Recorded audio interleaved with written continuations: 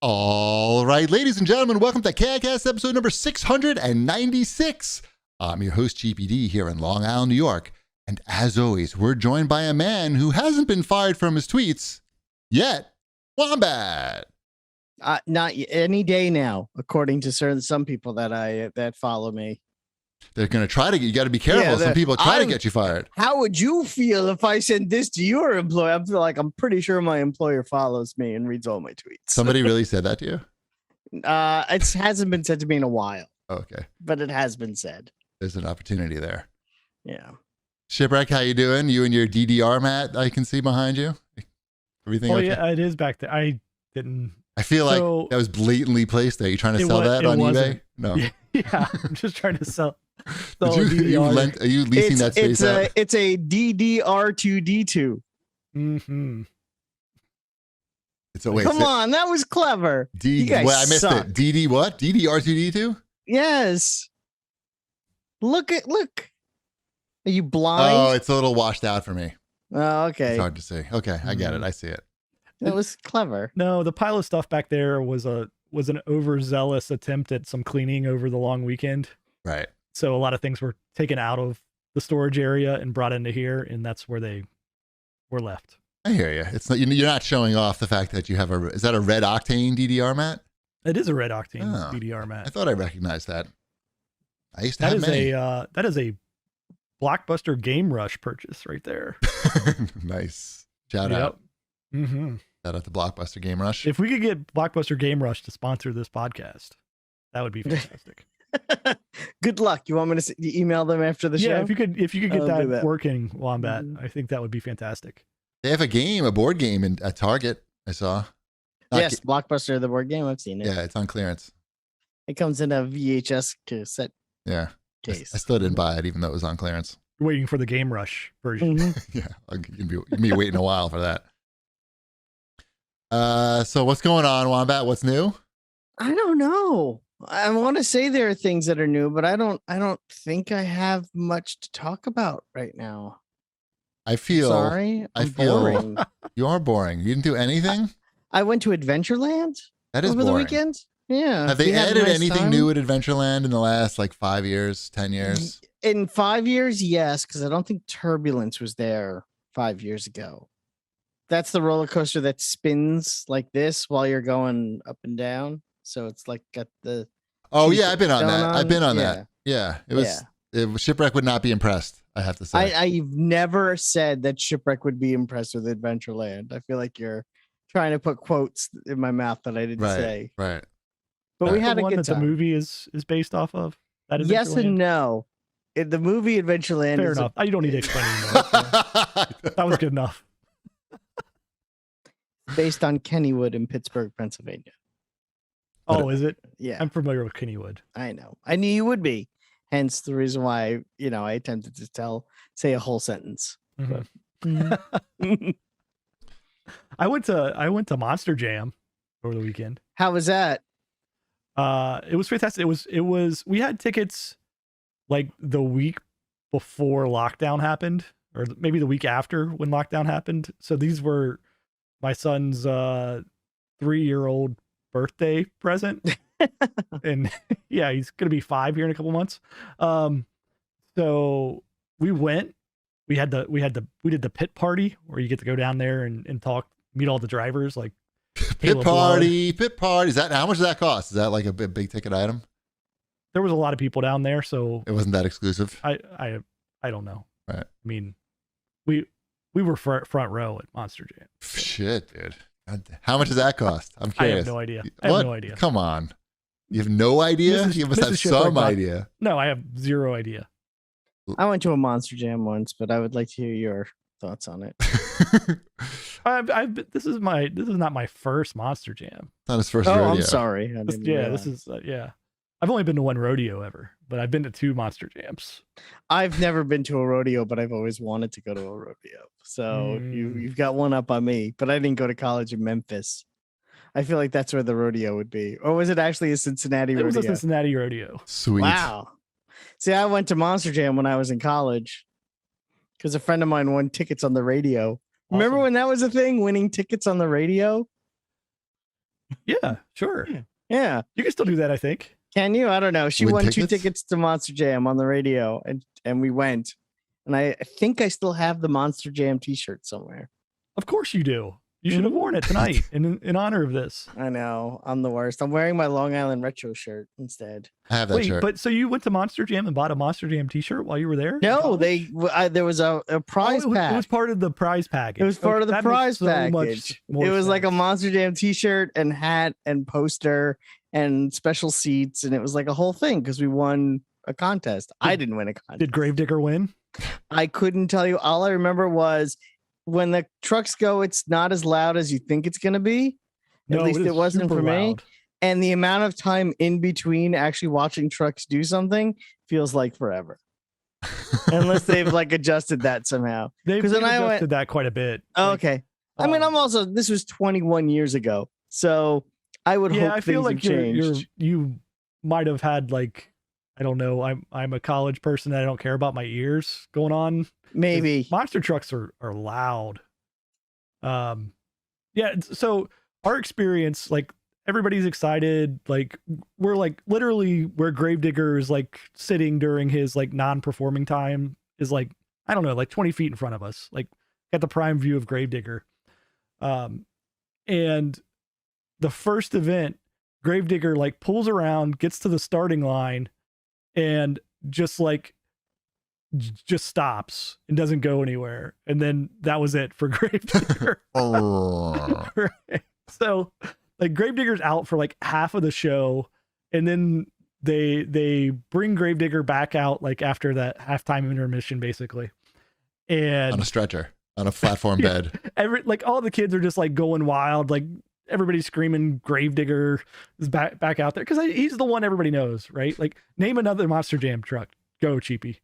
Freedom Fighter. Close. There could be one. I don't know. Wombat, go. Bigfoot. No, Bigfoot's not a Monster Jam property. Fuck. Oh, another Monster Jam truck. What's the one Biggerfoot. that looks like a dog? Isn't that a Monster Jam truck? That's a truck, yeah, but it Dogzilla. looks like a dog is not the name of it. I'm Truckosaurus. pretty sure the name of his vid is "Looks Like a Dog." I've been to a Monster Jam, and they go, "And coming up, it looks like a dog." Sunday. We'll sell you the whole seat, but you'll only need the edge. What's the mask usage like at Monster Jam? Like what percentage? You talking? A decent amount.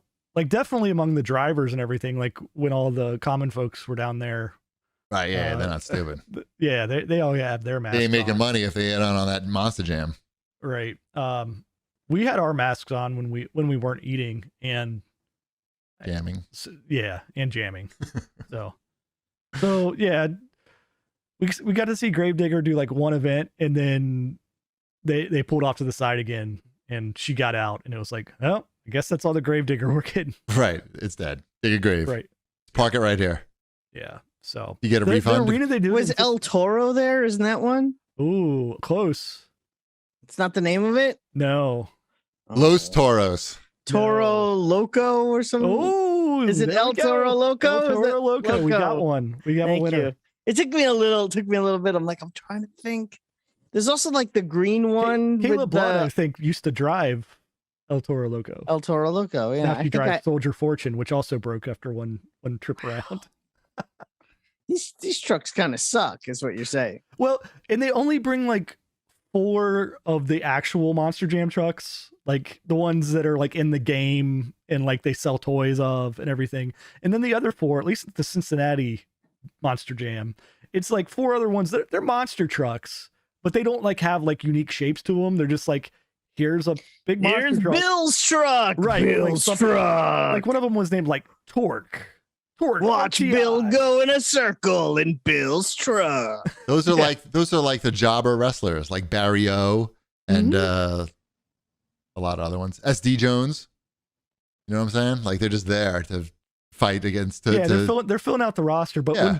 when two of the well-known ones go out like immediately at the beginning, Yeah. and then like Great Clips Mohawk Warrior is all jacked up because its hydraulics are messed up after one event. You're like sitting there going, "Oh boy, oh boy."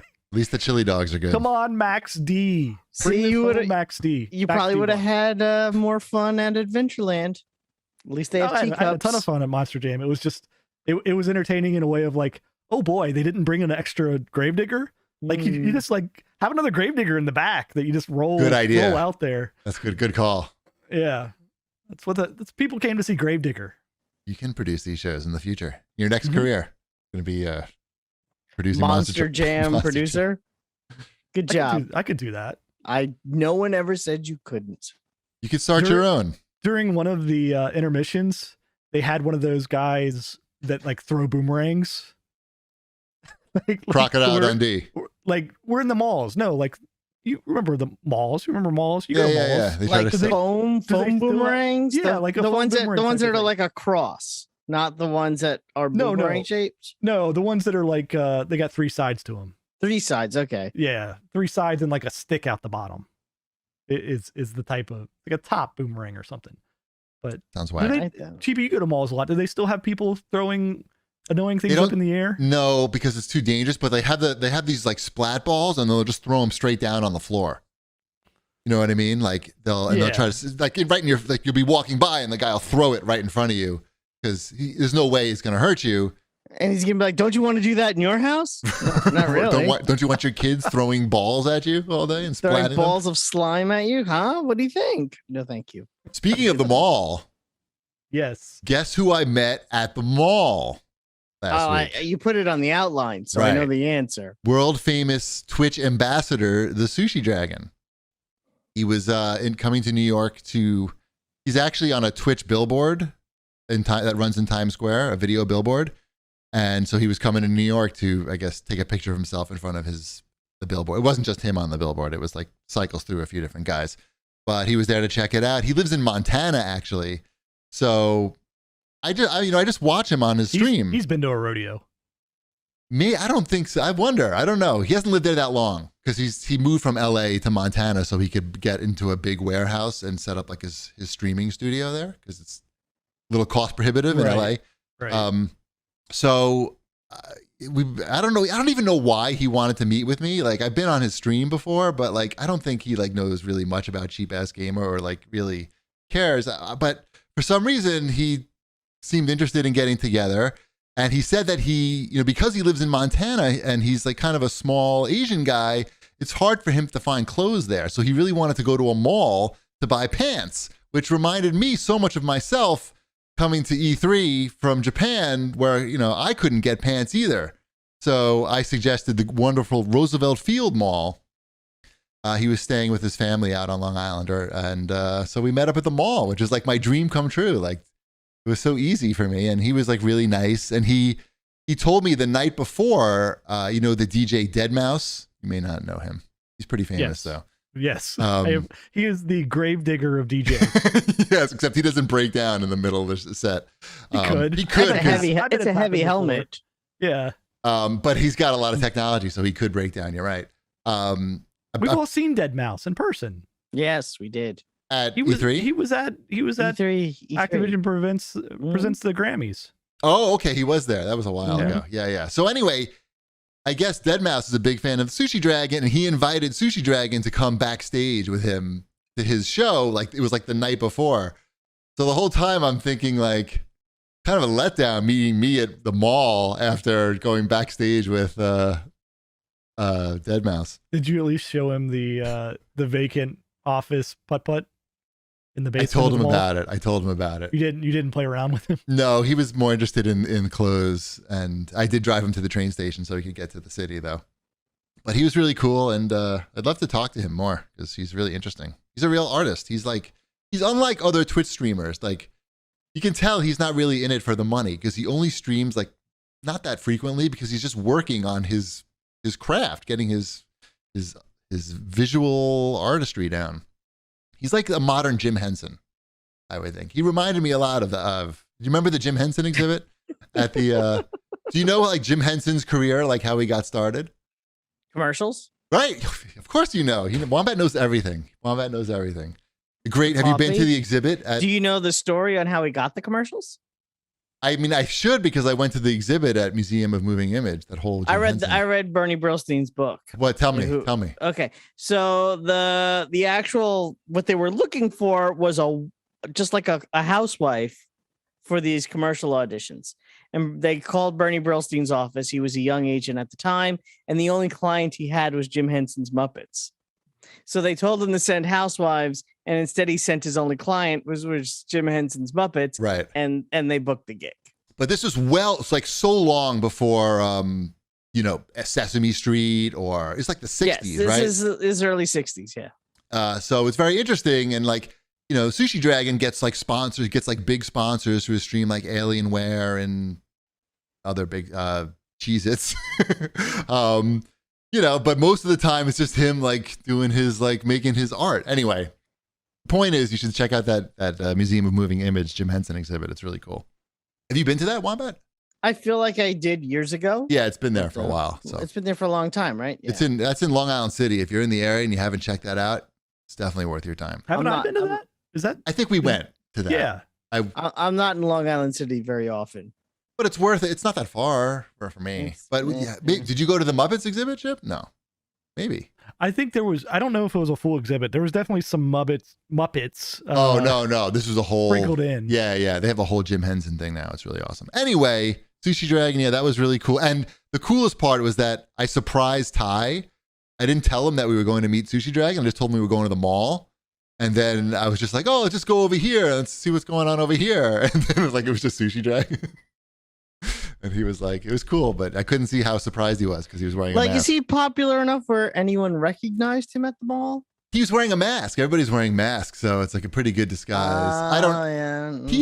He gets like, we have like 93 people watching us now. He's got like 600 people watching at or 800 or 1,000. But he gets put on the front page a lot from his sponsorships. Like his sponsors will not only pay him, but they'll pay Twitch to put him like on the front page, and then he'll have like 15,000 people watching him. Pretty interesting, right? It's cool. And we met his girlfriend or his partner, wife. I don't know. I'm not really sure, but very nice. They were very nice. And now they've experienced Long Island. Let's do some show feedback. Sure. Where are we? Here we go. In the show feedback. You said, where are we? I was answering your question. I know. I appreciate the help. Thank you. We Heat had to say, actually, he quotes me. The actor that plays Jason Todd is the most annoying person on the planet, which I may or may not have said in that tone. Oh, you mean the guy who is portraying a character that in 1988 people paid 50 cents, the equivalent of $27.58 per call, so the Joker would beat him to death with a crowbar is annoying and not the actual character? What's that mean? I don't understand that. I think basically he didn't listen to what I said. What I was asking last week was I couldn't tell if the actor playing Jason Todd was really just bad or if he was intentionally being a bad actor so I would find him more annoying because the character of Jason Todd is supposed to be annoying. Yeah. That's what I asked and that thought I said on the last show. But all he heard was me say, this actor is annoying and I don't know why. Right. So I'm just trying to clarify that, I don't know, listen better, I think. It sounds like there was a phone line that you called in to vote if the Joker was going to beat up. Yeah, that was somebody. In the 80s. That was the thing that happened? Yes. You really don't remember Death of the Family? It was literally national news. It was you voted to see who dies or something? Like not what? Who dies. So the number you called, there were two numbers to call. You called one and Robin lived, and you called the other and Robin died. Wow. I don't really remember that. I got to be honest. How old was I? I was 15. Yeah, and a lot of people called, but a lot of people didn't even know that Jason Todd was Robin at the time. Like they didn't know that there was a second Robin. So, that's a whole, again, making his decisions. point moot. They were just like, oh, yeah, let's call and kill Robin. And of course, that's what they did. And Robin, overwhelmingly, people wanted to kill off Robin. Right. Yeah. And I think that's true of just about every Robin. I like Dick Grayson. I like Tim Drake too. Jason Todd, not so much. But if you're gonna poll people if they want to kill Robin, they're gonna go with let's kill Robin. Let's kill Robin. Yeah, Mm-hmm. Kill everyone. Yeah, and they brought him back to life anyway. Right. Until they, yeah, no, he's still back to life. The Wendell Lemon has to say regarding boycotts, I uninstalled my Blizzard games after they punished Blitzchung. I told people I wasn't going to be playing any more Blizzard games. I said why, but I never told other people to do the same thing. It's a personal choice. The recent events there just reinforce things for me. How people handle them is on them. I don't get angry. If people continue to play their games, I just won't personally participate. I feel like this comes up every week. And he also wants to make sure you check your drywall. Cheapy. My drive. Oh, from my flood? Yes. No, it didn't go. The water didn't go up that high. I didn't think so. Yeah, it was just like enough to make a splish splash sound in certain parts of the room. Not in the whole room, just in most of the room. Well, regarding that story, according to our YouTube comments, Yes. Media Skate had to say, Cheapy story had me cracking up pretty hard at work. And Suvo said, best story ever, hilarious. So my back and shoulder. Like, yeah, you need more house damage. You need more house damage for the amusement of our listeners. The amount of stress that it caused, like, made my back and shoulder hurt a lot for several days, and also all the vacuuming. But it was really probably the stress, and also, Osaka Grandma never made the trip after all that. Like, well, you said that on the show last I don't think week. I ever said that she never ever came. Like, she would never. She still hasn't come. Like, she's not coming. Like, cancel the trip completely.